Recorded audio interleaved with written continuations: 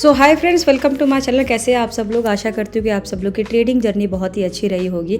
अब देखो, कल है फ्राइडे और अभी क्या है, मार्केट का सेंटीमेंट थोड़ा सा नेगेटिव है।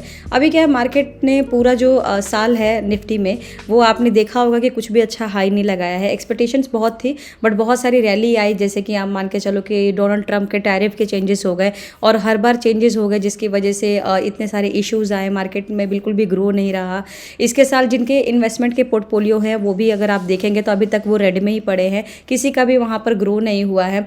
इसके अलावा आपने देखा होगा कई सारे वॉर्स भी हुए हैं और इस बीच हमारा जो 2025 की बात करें तो अभी 2025 में लगभग 2 महीने के आसपास अब टाइमलाइन रह गया है। तो अभी तक मार्केट में कुछ भी, मतलब ये जो साल है एक नेगेटिव सेंटीमेंट बोल सकते हैं, ये साल एक नेगेटिव बोल सकते हैं। अब देखो, कल है बिहार का इलेक्शन और उसके रिजल्ट्स आने वाले हैं कल के दिन। तो अभी क्या है कि इलेक्शन की वजह से भी वॉलेटाइल मार्केट हो सकता है और इलेक्शन में सबसे ज़्यादा वॉलेटाइल हो सकता है। तो हम आज की जो इस चार्ट पे हम बात करेंगे निफ्टी की, उसमें हम आपका एक तो इलेक्शंस का भी वॉलेटाइल पर बात करेंगे, प्लस हमारे ग्लोबल डेटा और एफआईआईज का डेटा भी कंबाइंड करके बात करेंगे। तो कल है फ्राइडे, यानी अभी जो ट्रेडिंग का जो वीक है वो ख़त्म होने वाला है, उसके बाद आपका वीकेंड आ जाएगा। तो फिर हम कल इलेक्शन भी है, तो इलेक्शन का रिजल्ट भी है, तो वो सारी चीज़ों को अगर देखा जाए तो कल के दिन थोड़ा सा मार्केट आपका जो है वॉलेटाइल रहेगा। अच्छे खासे मूवमेंट देखने को मिल सकते हैं बट आप कैप्चर नहीं कर पाएंगे, ये भी हो सकता है। हर अक्सर होता है कि जब जिस दिन रिजल्ट आने वाला होता है इलेक्शंस का, उस दिन बहुत ज़्यादा मार्केट फ्लक्चुएशंस करता है। ये मैंने यहाँ से मैंने पुराने सारे इसलिए हटा दिए बिकॉज बहुत ज़्यादा ये मैसी हो रहा था। आप देखो, मैंने आज यहाँ पर मंथली कैंडल चेक करा, मंथली कैंडल देखो कैसा आ रहा है। ये देखो, ये रहा। सो डब्ल्यू पैटर्न जो है हमारा वीक वाइज में बन रहा था, बट अगर मंथली कैंडल की बात करें तो मंथली कैंडल में भी ये डब्ल्यू पैटर्न तो नहीं कंप्लीट है, बट हाँ ये कह सकते हैं कुछ इस तरीके से कैंडल बन रहा है। आप देखो यहाँ पर एक पैटर्न मैं बना के आपको दिखाती हूँ। तो ये वाला पैटर्न बन रहा है, ये कुछ यू शेप टाइप कुछ पैटर्न है।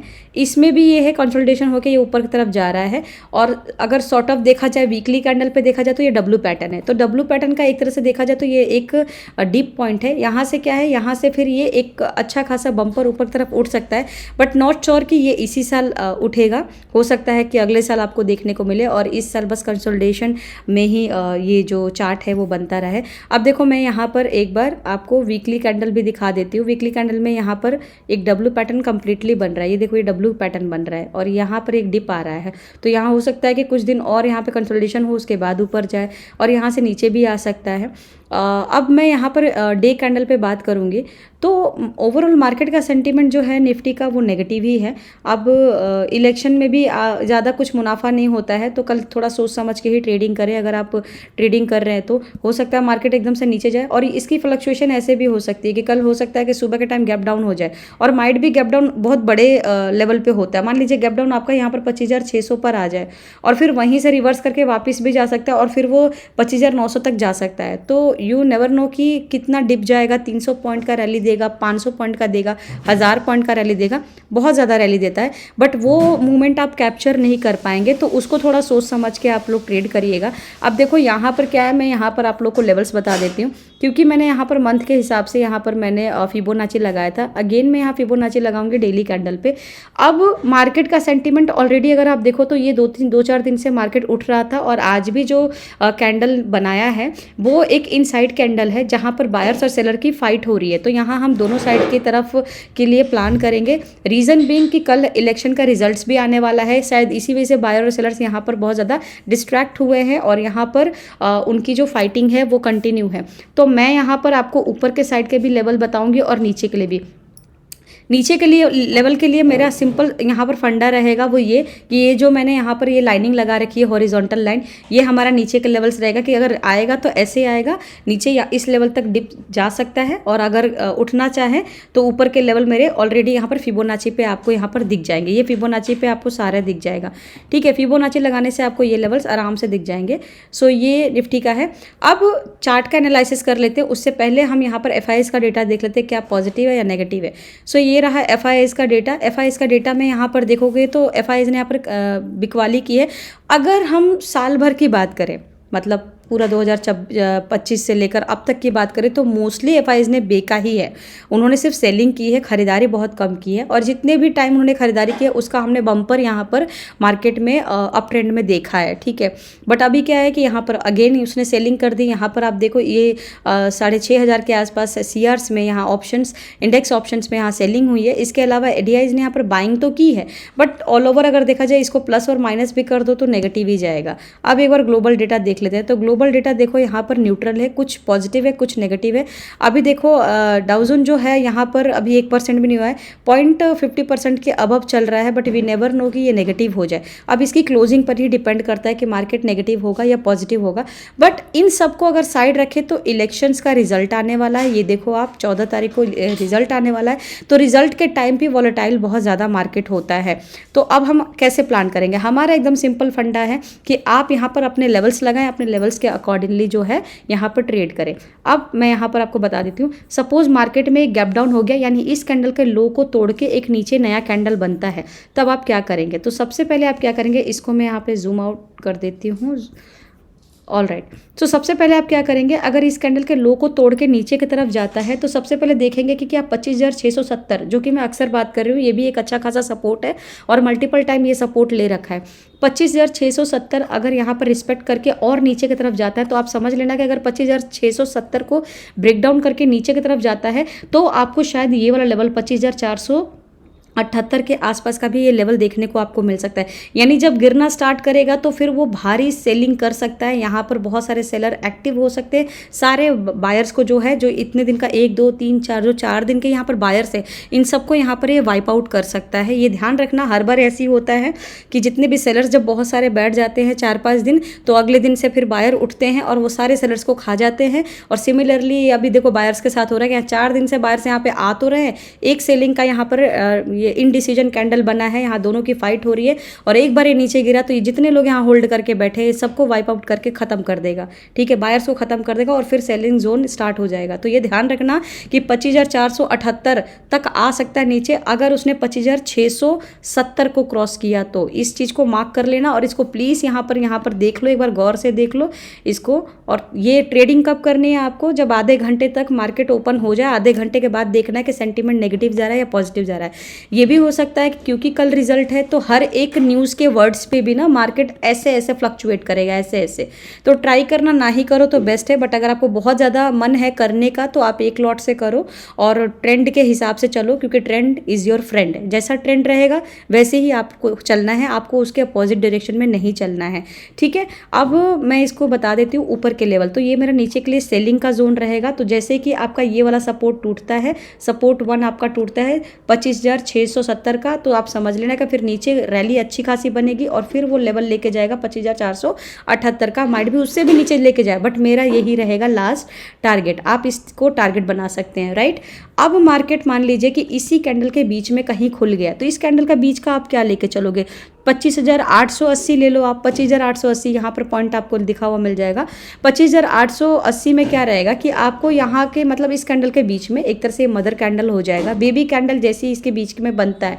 आपने क्या करना है, आपने देखना है कि क्या इस कैंडल के हाई को तोड़ रहा है कि नहीं। इस कैंडल का हाई रहेगा 26,004, ठीक है, इस कैंडल के हाई रहेगा 26,004। हालांकि ये बहुत ऊपर का लेवल बात कर रही हूँ मैं, 200 पॉइंट के ऊपर की लेवल की बात कर रही हूँ। बट अगर 26,004 को ब्रेकआउट करता है तो फिर समझ लेना फिर रैली रुकेगी नहीं, फिर आपको ये 26,132, फिर उसके बाद 26,277 और फिर हो सकता है 26,360 का भी रैली आपको ऊपर की तरफ देखने को मिल जाए, ठीक है। अगर वो रुकना नहीं स्टार्ट, मतलब वो रुकता नहीं है, सस्टेन करते करते ऊपर की तरफ मूवमेंट करता है, तो ये सारे लेवल्स आपको देखने को मिल सकते हैं, राइट। अगर आपको छोटे छोटे लेवल्स पे प्लान करना है तो इसी कैंडल के बीच में आप क्या करेंगे, आप देख लेंगे कि ये कैंडल के बीच में कैंडल बनता है और हर 5 मिनट 10 मिनट और 15 मिनट के कैंडल पॉजिटिव आपको इंडिकेशंस मिलती हैं। तो आप क्या करेंगे, यहाँ पर क्या है, मैंने 25,880 बताया था ना, तो फिर आप नेक्स्ट लेवल आप लगा सकते हो, ये वाला क्या रहेगा आपका फिर 25,931 का, और उसके बाद और आगे का आप लगा सकते हो, फिर 25,931 है 950 लगा सकते हो, 20-25 पॉइंट लगा सकते हो।